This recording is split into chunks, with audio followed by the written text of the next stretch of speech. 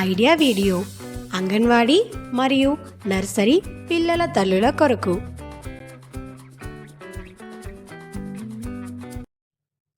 నమస్కారం. నేటి సమావేశానికి మీ అందరికీ స్వాగతం. గత వారం ఐడియా వీడియో మీకు నచ్చిందని ఆశిస్తున్నాము. పదండి నేటి కృత్యాలను ప్రారంభిద్దాం. గత వారం కృత్యం మరియు వయసు వారీగా వర్క్షీట్ మరియు చిత్రపటం. ఈ వీడియో గురించిన మీ అనుభవాలను మాతో తప్పకుండా పంచుకోండి. ఇప్పుడు మీతో తెచ్చిన వర్క్షీట్ను చేతిలో పట్టుకొని ఫోటో తీయండి. ఫోటో ప్రతినిధికి పంపబడుతుంది. అప్పటి వరకు ఈ వీడియోను ఇక్కడ ఆపి ఉంచుదాం.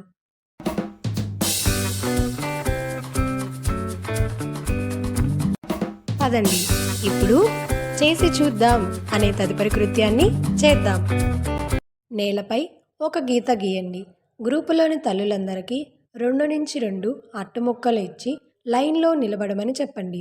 1, 2, 3 అని చెప్పినప్పుడు ప్రతి తల్లి నేలపై ఒక అట్టముక్కను ఉంచి దానిపై అడుగు పెడుతూ చివరి గీతను చేరాలి.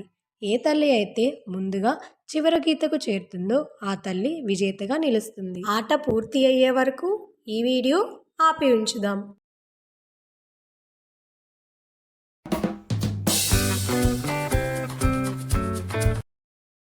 పదండి నేటి కృత్యాలను చేద్దాము.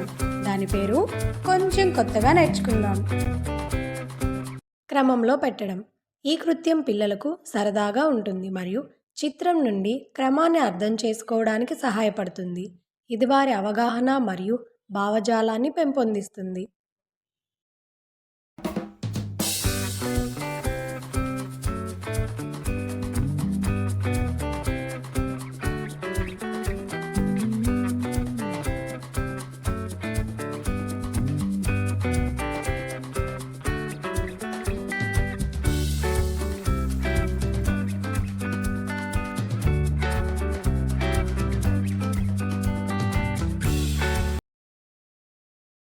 ఈ వీడియో నుండి మీరు ఎలా ప్రయోజనం పొందవచ్చు?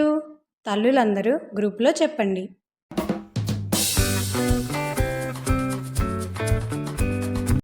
పదండి ఇప్పుడు ఇంటికి వెళ్ళి పిల్లలతో చేయిద్దాం అనే తదుపరి కృత్యాన్ని చేద్దాం. దూది, తాళంచెవి, పేపరు, సబ్బు, బంగాళదుంప, రుమాలు మొదలైన వస్తువులను తీసుకోండి.